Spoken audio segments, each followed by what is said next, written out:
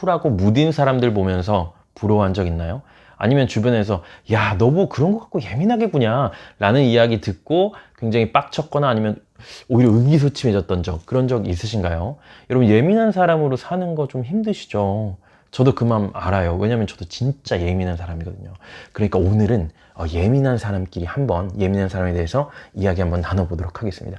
그러니까 예민한 사람의 특성에 대해서 알아야 되는 이유가 뭐냐면, 우리가 그 특성을 모르고 있을 때 우리 자신을 이상한 사람이나 아니면 비정상이다, 이렇게 이제 이해할 수가 있어요. 왜냐면 사회는, 그리고 심지어는 우리랑 진짜 가까운 우리 부모님조차도 우리를 이해를 못할 수가 있거든요. 그분들이 예민한 사람들이 아니라면. 그렇기 때문에 우리 자신 스스로가 예민한 사람의 특성이 뭐고 어떻게 더 멋있는 삶을 살 수 있는지를 알고 있어야 예민한 사람으로서 잘 살 수가 있는 거죠. 그래서 여러분이 오늘 이 영상을 보신다면 우리가 미운 오리 새끼가 아니었고 오히려 평범한 오리들보다 훨씬 더 아름답고 멋진 백조였다는 사실을 아시게 될 거예요. 이 이야기를 드리는 저는 당신의 심리치료사 김든든입니다.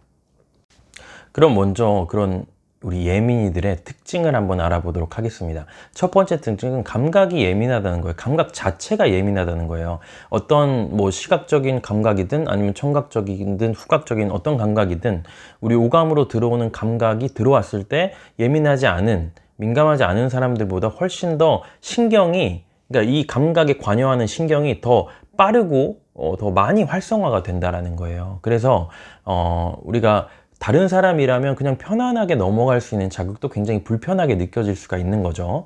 그러니까 제가 예전에 바닷가에 아내랑 같이 놀러 갔을 때가 생각이 나는데, 동해 바닷가 뭐 파도도 치고 되게 멋있는 곳이어가지고 우리가 차 세워놓고 걸어서 이렇게 좀 산책하려고, 뭐 산책하는 사람도 되게 많았어요. 근데 좀 산책을 하고 있다 보니까 파도 소리가 갑자기 너무 크게 들리는 거예요. 다른 사람 멀쩡하게 다 산책을 하고 있는데. 그래서 막 이러면서 산책 못하겠다 하면서 이제 차로 들어갔던 그런 기억이 있습니다. 그래서 여러분도 감각이 너무 과하게 느껴져서 좀 불편했던 경험들이 있을 수 있고요. 근데 이건 반면에 굉장히 또 장점으로 작용할 수도 있는 게, 우리가 감각이 예민해서 또 잘할 수 있는 일들도 있거든요. 그래서 뭐 귀가 되게 예민해서 음악을 잘할 수도 있는 거고, 정확한 음을 분별할 수가 있으니까. 그리고 미각이 굉장히 예민해서 많은 사람들이 맛있게 느낄 수 있는 음식을 만드는 요리사가 될 수도 있는 거고, 뭐 시각이 굉장히 발달한 분들은 구조나 아니면 어떤 뭐 색감에 대한 것들을 잘 보기 때문에 패션 센스가 좋을 수도 있는 거고요. 그래서 감각이 예민하다는 게 첫 번째 특징이고요. 두 번째 특징은 지나친 감정이입을 하게 된다는 겁니다. 그래서 영화나 무슨 드라마 같은 거 보면 막 뭐 다른 사람을 그냥 보고 있는데 나만 막 눈물이 흐르기도 하고, 그리고 이제 다른 사람이 어떤 이야기를 하면 그 이야기를 다 하지 않았는데도 어떤 그냥 그 사람의 표정이나 눈빛이나 뉘앙스만 봐도 막 확 그 감정이 와버려 가지고 뭔가 공감이 이렇게 확 일어나 버리는 뭐 그런 경험들을 해보셨을 가능성이 높습니다. 그래서 이거의 문제점은 뭐냐면, 우리가 뭐 감정을 잘 느낀다는 거 또 좋죠. 다른 사람들을 이해해주고 공감해주고 도와주려고 할 때 되게 유용할 수 있고, 저는 심리치료사로서 제가 감정에 안 예민했으면 이런 일을 어떻게 하겠어요. 근데 그런 때는 좋은데, 어떨 때 좀 힘드냐면은 다른 사람의 감정이 너무 잘 들어오기 때문에 우리가 어떤 우리의 바운더리를 지키고 뭔가 어떤 이야기를 해야 될 때 그 얘기를 잘 못할 수가 있어요. 왜냐면 내가 이 이야기를 했을 때 상대방이 되게 상처받고 힘들고 뭔가 불편할 거 확 느껴져 버리니까 그냥 참아버리고 뭐 이런 경우들도 또 있을 수가 있거든요. 그래서 타인의 감정에 너무 이렇게 이입을 하게 되면 우리 이야기를 잘 못할 수가 있기 때문에 이런 것도 좀 생각을 해봐야 된다라고 볼 수가 있습니다. 자, 세 번째 민감한 사람의 특징은 어떤 것들이 있냐면요. 타인의 비판에 취약하다. 타인의 비판을 크게 느낀다, 이런 거가 있습니다. 그래서 아까 말했듯이 우리가 어떤 자극이 들어올 때 그냥 일반적인 사람들보다 강도가 되게 세게 들어온다라고 얘기를 드렸잖아요. 신경이 더 많이 활성화된다, 이렇게 얘기를 드렸잖아요. 그래서 이거를 이해하기 쉽게 한번 얘기를 드리면, 누가 이렇게 팔을 톡 쳐요. 그러면은 예를 들어 여기가 굳은 살이 배겨 있으면 별로 안 아프잖아, 아무리 쳐도. 근데 만약에 여러분이 이 피부가 굉장히 얇고 혹은 여기가 좀 까져 있어요. 그러면 살짝만 건드려도 엄청 아프잖아요. 그런 것과 비슷해요. 예민한 사람들은 똑같이 어떤 비판을 할 때 기분이 안 좋은 감정이 이제 다른 사람은 한 1, 2, 3 요 정도라면 예민한 사람들은 뭐 10, 20 요렇게 이게 느껴버리니까 훨씬 더 아픈 거죠. 실제로 아픈 거예요. 그러니까 여러분 주변에서 너 왜 이렇게 예민하게 굴어? 라고 이야기를 하면, 예민하니까 예민하게 군다 라고 이해를 할 수가 있는 거, 실제로 아픈 거예요. 아픈 척 하는 게 아니고. 그죠? 이해되시죠? 그래서 이런 부분은 어떤 거를 발전을 시키냐면, 그러니까 내가 너무 아프니까 이제 이런 비판을 전혀 받지 않으려고 완벽주의가 되거나 아니면 다른 사람과의 관계를 피해버리는 회피성인 사람이 되게 될 수가 있는 거죠. 그러다 보면은 내가 조금이라도 틀리면 비판을 받기 싫으니까 내 자신한테 엄청나게 내 스스로가 비판을 하게 된 그런 자기 비판이 굉장히 강해지면서 여러 가지 심리적인 문제가 또 나타날 수가 있다는 것도 여러분이 생각할 필요가 있습니다. 자, 그리고 네 번째는 감정의 기복이 굉장히 큽니다. 감정의 기복이 커요. 그러니까 기쁜 것도 크게 느끼고 슬픈 것도 크게 느끼고 하니까 당연히 감정의 기복이 크겠죠. 그러니까 조그마한 신경에 거슬리는 게 있어도 막 짜증이 막 나고 화가 나고 그런 경우가 있을 수가 있겠죠. 그리고 아무 일이 없는데 막 감정이 업다운이 있어요. 아침에 막 신났다가 갑자기 뭐 날씨가 조금만 안 좋아지면 우울해지고 뭐 이런 것들, 심지어 날씨 이런 것이 없어도 아무 일이 없는데도 감정이 왔다 갔다 할 수 있습니다. 그 이유는 뭐냐면 우리는 어떤 생각이 들잖아요. 그럼 그 생각이 또 많이 감정을 불러일으켜요. 그러면 그 불러일으켜진 감정이 또 그 관련된 생각을 불러일으키고 이 피드백 루프가 돌아가기 시작하면 아무 일도 없어. 주변은 평안하고 오히려 집에서 그냥 하루 종일 쉬었는데도 막 기분이 우울해지고 힘들어지고 이런 경우도 생기게 된다는 거죠. 그래서 감정 기복이 심하기 때문에 이 왔다 갔다 하는 감정을 어떻게 처리하고 다룰 것인지에 대해서 우리가 생각할 필요가 있다라고 말씀을 드리고요. 다섯 번째는 이것도 진짜 실제적인 어떤 어려움인데 많이 피곤합니다. 많이 피곤해요. 조금만 뭘 해도 똑같은 걸 해도 더 피곤해, 다른 사람들보다. 왜냐하면 행동적으로는 똑같은 걸 하지만 내면에서는 훨씬 많은 정보를 처리하고 훨씬 많은 그 생각들이 왔다 갔다 하기 때문에 더 빨리 피곤해진다. 근데 이거는 자본주의 사회, 우리 어떤 생산성을 요구하는, 그죠? 그런 어떤 시간제 노동을 요구하는 이 사회에서는 우리가 굉장히 불리합니다. 그러니까 뭐 점심 먹고 조금 미만 일해도 이미 탈진한 상태가 돼버려요. 그래서 저는 이제 프리랜서 일을 하다 보니까 이렇게 뭐 일하다가 소파에서 좀 자고 이렇게 하거든요. 근데 이제 그렇게 하실 수 없는 분들은 왜 이렇게 항상 피곤해하냐, 만성피로 그런 거에 좀 시달릴 수가 있고, 주변에서 왜 이렇게 힘이 없냐 뭐 이런 얘기도 좀 들을 수가 있는 거죠. 그래서 우리의 체력을 어떻게 잘 관리하고 에너지를 관리할지에 대해서도 잘 세심한 주의를 기울여 줘야 되는 그런 분들이 바로 우리 예민이들이다 라고 말씀을 드릴 수가 있습니다.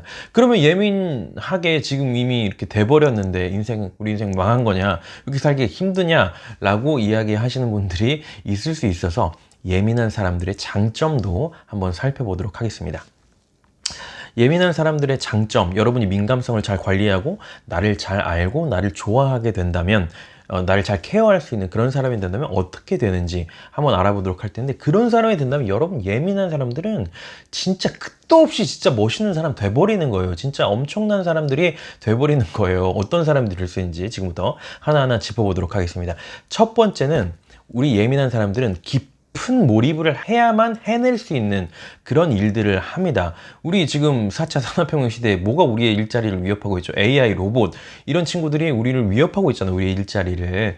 근데 사람이 할 수 있는 굉장히 깊은 몰입으로서 해낼 수 있는 일, 어떤 일들이 있냐면 창조성이 필요한 일, 그런 것들이 있고요. 그 다음에 어떤 문제를 해결하는 일, 그런 것들이 있고, 그리고 사람들과 관계를 아주 긴밀하게 맺어야 되는 일, 그런 일들이 있을 수가 있습니다. 그런 일들을 아주 몰입을 한 상태에서만 해낼 수 있는 일들인데, 그런 것들을 우리 예민한 사람들이 잘 해낼 수 있다라고 하는 거예요. 왜냐하면 아까도 말씀드렸죠.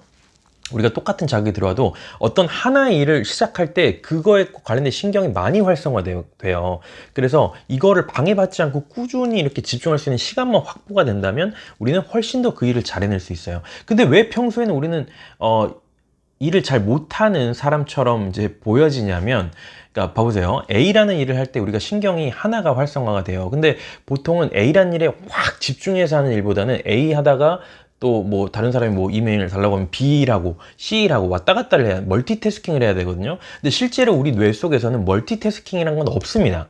그러니까 A라는 일을 하다가 잠깐 B라는 일을 하다가 또 A라는 일을 이렇게 왔다 갔다 하는 거거든요. 근데 예민한 사람들은 이 왔다 갔다가 잘 안 돼요. 왜냐면 일만 활성화됐던 사람들은 E를 끄고 B에서 또 E를 활성화되고 이렇게 할 수가 있거든요. 근데 우리는 O가 활성화돼 버리기 때문에 O를 끄고 또 O를 올리려면 이게 얼마나 에너지가 많이 들겠어요. 그렇기 때문에 우리는 멀티태스킹을 잘 못하는 반면에 진짜 몰입해야 되는 일을 잘하는데, 우리 시대가 점점 여러 가지 일을 한꺼번에 뭐 완벽하게 해내는 그런 멀티태스커보다는 하나의 일을 집중해서 진짜 이 one thing, 그죠? one thing을 끝내버리는 그죠? 그런 창조성 있는 일, 문제 해결하는 일, 그리고 어떤 복합적인 거를 풀어내는 그런 일들을 요구하고 있기 때문에 우리가 정말 멋있는 분들이 될 수 있다라고 하는 거를 말씀을 드렸고요. 두 번째 장점은 어떤 게 있냐면 굉장히 매력적인 사람입니다. 왜냐면 이 예민한 사람들은 내 내면 세계가 굉장히 복잡하기 때문에 그런 것들을 굉장히 깊이 탐색하는 분들이에요. 그래서 그런 거에 대표적인 분이 심리학자 중에 칼융이라는 분이 있죠. 자기의 정말로 복합적인 그런 내면 세계를 탐색하면서 지금 이제 현대의 여러 가지 심리 이론에 영향을 준 분들이고, 그리고 되게 멋있는 연예인들, 그 연기자들 중에서 연기 굉장히 잘하시는 분들 있잖아요. 그죠? 그런 분들은 다 거의 예민한 분들이라고 할 수가 있겠죠. 그래서 풍성한 내면 세계를 가지고 있고, 우리가 어떤 사람을 실제로 만나도 그냥 몇 마디 나눠보면 다 파악되는 사람들보다도 깊이 있는 내면 세계를 가진 사람들이 매력적으로 느껴지잖아요. 그죠? 그래서 여러분은 정말로 그런 깊이 있는 내면 세계를 가진 매력적인 사람들이다 라고 말씀을 드리고요. 세 번째는 예술이나 철학이나 영성, 그리고 자연을 느끼는 것, 이런 것들을 굉장히 뛰어난 감각으로 누릴 수 있는 그런 분들이라고 할 수가 있겠죠. 점점 더 이런 것들을 누릴 수 있는 어떤 역량이 굉장히 중요해지잖아요. 아까 말씀드렸듯이 단순히 어떤 기술자보다는 예술가의 시대가 되어가고 있기 때문에 그런 부분에서 두각을 나타낼 수 있는 여러분들이 정말 새로운 것들을 멋지게 여러분 스타일대로 만들어낼 수 있는 그런 멋진 분들이 될 수 있다라는 말씀을 드리고요. 그리고 네 번째 장점은 깊이 있는 관계를 굉장히 잘 맺습니다. 그래서 타인의 감정을 잘 느끼고 공감하는 것이 있기 때문에 아주 깊이 있게 그 사람에 대해서 알 수가 있어요. 그래서 심리 상담을 할 때 그런 느낌이 딱 들 때가 있거든요. 그러니까 이 사람을 내가 알고 있다. 내담자를 내가 어느 정도 안다라는 느낌. 그러니까 그게 어떤 느낌이냐면 내담자들 분들 중에 이런 얘기를 많이 하세요. 이 이야기는 어디서도 안 해봤어요. 이런 얘기를 많이 하는데 그냥 가장 깊은 곳에 내가 묻어뒀던 거를 제가 아는 거잖아요. 그런 것처럼 이 예민한 분들은 그분들이 다 상대방이 말로 표현하지 않아도 굉장히 깊이 있는 것들을 또 알아볼 수 있는 눈이 있으시고 그런 것들을 공감할 수 있기 때문에 아주 깊이 있는 친밀한 관계, 이런 것들을 잘 맺을 수가 있다. 그러니까 심리학 연구에 따르면 우리가 관계라고 했을 때 삶의 만족도를 높이는 관계는 단순히 얕고 뭔가 많은 사람들을 아는 그런 관계보다도 아주 깊이 있게 한 사람을 아는 거, 그런 것들이 심리적인 건강, 만족도 이런 데 영향을 더 크게 준다라고 하니까 여러분들이 내 관계를 잘 가꿀 수만 있다면 훨씬 더 풍성한 그 관계를 친밀함을 누릴 수 있는 그런 이제 멋진 분들이 될 수 있다 라는 말씀을 드리고요. 다섯 번째 장점은 평범해질 수가 없다라는 거죠. 이거는 단점이자 장점이라고 생각할 수 있는 게, 우리가 장점의 측면을 좀 살펴봤으면 좋겠어요. 뭐 아니면 도예요. 그래서 평범해질 수가 없습니다. 그래서 그냥 평범함에 미치지 못한 사람이 되거나 평범함을 아득히 넘어서서 굉장히 멋진 삶을 사는 분들이 되거나, 이 둘 중에 하나라는 거예요. 그래서 여러분들이, 저는 다 이 평범함을 넘어서서 정말 멋진 삶을 사는 분들이 되시기를 바라고, 그리고 어떻게 하면 그렇게 할 수 있는지에 대한 몇 가지 방법들을 지금부터 알려드리도록 하겠습니다. 우리가 진짜로 멋있게 다른 사람들과는 다른 이상한 사람이 아니라 특별한 사람으로 살아가려면 어떤 식으로 우리의 민감성을 잘 관리하고 그리고 우리 장점을 극대화할 수 있는지를 잠깐 한번 살펴보면요.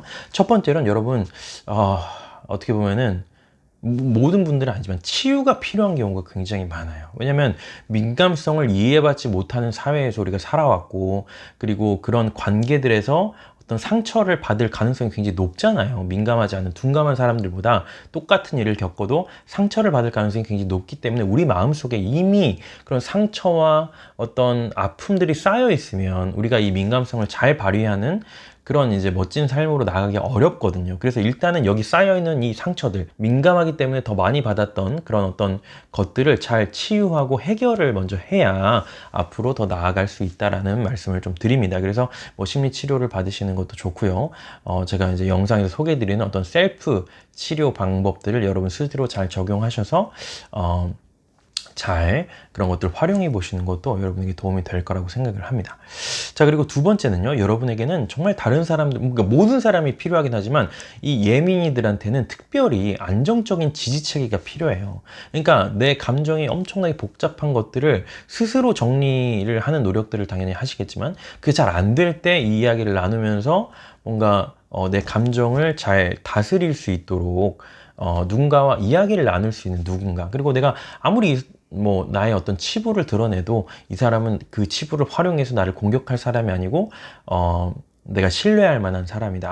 안전한 사람이고 안정적인 사람이고 나를 위해주는 사람이고 나를 사랑해주는 사람이다. 이런 사람을 여러분이 잘 만드시는 거를 추천을 드려요. 그래서 가족 중에 뭐 이런 사람이 있으시면 좋고, 그런 게 없다면은 뭐 가까운 친구 중에 혹은 뭐 배우자와의 관계에서 이렇게 풍부한 감정의 내면 세계를 드러내고 그것들을 되게 좋아해주고 너무 아름답다.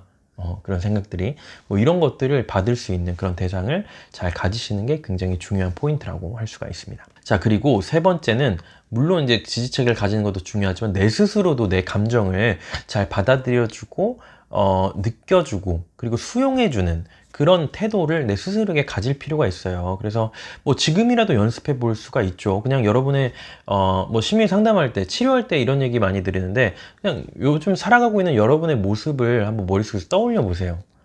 그리고 뭐 어떤 모습으로 떠오르겠죠. 그리고 그 장면에 있는 내가 어떤 감정을 느끼고 있는지를 한번 느껴보세요. 요즘 뭐 되게 피곤하고 막 짜증나는 사람들도 있을 수 있고, 아니면 어떤 뭐 슬픈 마음을 가지고 있는 분들도 있을 수 있고, 뭐 일이 잘 돼서 굉장히 행복해하고 있는 여러분의 모습을 볼 수도 있고, 그래서 그런 것들을 느껴보시면서 너 그렇구나, 너 요즘 좀 행복하구나, 이런 식으로 내 자신에 대해서 한번 느껴보고 내 감정을 수용해주면은, 뭐 타인이 수용해주는 것도 좋지만 내 자신이 나를 그렇게 바라보고 수용해줘도 그 감정을 수용받는다는 경험, 그리고 내 감정이 잘 이제 조율된다는 경험을 여러분이 하실 수가 있거든요. 그래서 내 감정을 잘 바라보고 수용해주기를 한번 해보시면 좋고요. 그리고 네 번째는 다른 사람과의 관계에서 어떤 사랑할 대상의 우선순위를 설정하는 게 굉장히 중요합니다. 그러니까 민감하신 분들은 다른 사람의 감정이 너무 잘 느껴지기 때문에 다 공감하려고 하고 다 관계를 잘 맺으려고 하는 그런 경향이 있을 수 있어요. 저도 20대 초반까지만 해도 그랬던 것 같아요. 근데 그렇게 하다 보니까 너무 많은 감정들이 저한테 오고 제 에너지도 고갈이 되고, 그리고 다 맞춰주다 보니까 나는 없어져 버리는 거죠. 그렇기 때문에 나는 어떤 순서로 사랑을 하겠다, 어떤 순서로 사람들을 더 중요하게 대하겠다라는 이제 생각들을 해보시면 좋을 것 같아요. 근데 이런 생각들 하는 게 좀 약간 너무 내가 뭐 사람을 뭔데 판단, 이렇게 이제 죄책감이 드시는 분들도 있는데, 사실 여러분의 인간관계, 여러분의 세상은 여러분만 결정할 수 있는 거예요. 여러분이 주인이에요. 그 세상에 결정하는 권한을 가진 사람이에요. 그렇기 때문에 여러분이 자신감을 가지시고 그런 것들 구분해 보시면 좋을 것 같아요. 저의 예시를 들어보면 제가 가장 중요하게 사랑하는 사람은 누구냐면은 첫 번째는 저 자신이에요. 그죠? 근데 이제 뭐 내 자신을 사랑한다고 해서 다른 사람이 피해보는 거 뭐 신경 쓰지 말고 아나무인으로 맘대로 이런 얘기를 드리는 게 아니고, 일단은 가장 먼저 어떤 마음인지를 알아차려줘야 되는 게 나라는 말이에요. 그러니까 다른 사람이 나한테 화를 내거나 아니면 뭐 어떤 인터랙션이 있을 때 그 사람의 감정을 먼저 알아차리기 전에 일단 내 감정을 먼저 알아차려야 된다는 거예요. 그래서 감정을 알아차리고 나면 화를 낼 수도 있고, 아니면 내가 이런 감정이지만 그 사람을 받아들여 줄 수도 있고, 이런 건 두 번째 문제고, 일단은 내가 지금 화났구나, 아니면 내가 슬프구나, 내가 지금 뭘 원하는구나, 이런 것들을 여러분 스스로가 먼저 알아차려주고 그거에 기반해서 어떤 행동을 결정해 나가야 된다. 이게 이제 첫 번째라고 생각이 들고요. 이게 뭐 제 예시를 드는 거예요. 두 번째는 누구냐면 제 아내랑 가족이에요. 그래서 뭐 자식은 아직 없긴 한데 이제 아이를 낳으려고 준비를 하고 있거든요. 그래서 이제 제 가족이죠, 가족. 그래서 여러분 이런 사람 있잖아요. 밖에서는 엄청 호인이고 막 잘하고 사람들은 잘 맞춰줘. 근데 집에 오면 완전히 막 가정폭력하고 막 진짜 막 사랑을 하지 못하는 그런 모습 보면은 진짜 안타깝죠. 그죠? 그러니까 나도 영향을 가장 많이 받는 사람이 가족인데, 당연히 가족한테 잘하고 사랑을 해야 저도 삶의 질서가 생기고 더 행복한 삶을 살 수 있게 되지 않나라는 생각을 합니다. 그래서 저는 두 번째 가족이고, 세 번째는 이제 부모님이랑 뭐 누나 이렇게, 그리고 내 가까운 이너 서클의 관계, 내 진짜 가까운 지인들, 내한테 소중한 사람들이 세 번째인 것 같아요. 가까운 지인들. 그러면 누가 가까운 지인이고 아닌가는 누가 결정을 하냐? 아까 말씀드렸듯이 내 자신이 결정을 하는 거예요. 그래서 누구를 이 안에 넣을지, 누구를 뺄지, 그죠? 내 정원에 어떤 꽃을 가꿀지는 내 스스로 결정을 하는 거예요. 내가 장미가 좋으면 장미를 키우는 거고, 호박꽃이 좋으면 호박꽃을 키우는 거고, 아니면 그러니까 이 호박꽃이 나빠서가 아니고 나랑 스타일이 안 맞고 내가 이 호박꽃을 바라보고 있는 게 행복하지만 그냥 뽑아서 뭐 다른 사람 주든지 아니면 뭐 아쉽지만 버리든지 할 수가 있는 거죠. 그래서 여러분의 인간관계도 내가 정말 행복하게 함께 할 수 있는 사람들을 여러분의 이너서클에 넣기를 추천을 드립니다. 그리고 저는 네 번째 순위로 사랑하는 분들이 있는데요. 이분들은 제 내담자분들이에요. 내담자와 치료자의 관계 굉장히 독특한 관계입니다. 어떤 관계냐면 상담 시간에 만날 때는 굉장히 깊이 있는 마음속에 있는 이야기, 진짜 막 내 정말 밑바닥 수치심에 관한 이야기 이런 것까지 다 얘기를 해요. 그런데 그건 일주일에 딱 1시간이고 그 외의 시간에는 연락을 하지 않는 이런 이제 조금 굉장히 독특한 관계죠. 물론 이제 내 남자는 또 상담자한테 어떻게 보면 연락을 할 수도 있는데, 그리고 이제 상담이 끝나도 좀 힘든 일 있으면 또 상담자한테 연락을 하고 이럴 수 있는데, 상담자는 웬만해선 내 남자한테 먼저 뭐 개인적인 어떤 필요에 의해서 그 연락을 하지 않거든요. 그래서 그런 이제 굉장히 독특한 관계입니다. 하지만 제가 내 남자를 만나고 있는 그 순간만큼은 정말 누구보다도 이 사람을 잘 수용해드리고 공감해드리고 사랑해드리려고 노력을 하는 그런 이제 관계라고 할 수가 있죠. 그럼 다섯 번째는 누구냐? 다섯 번째는 그 외예요.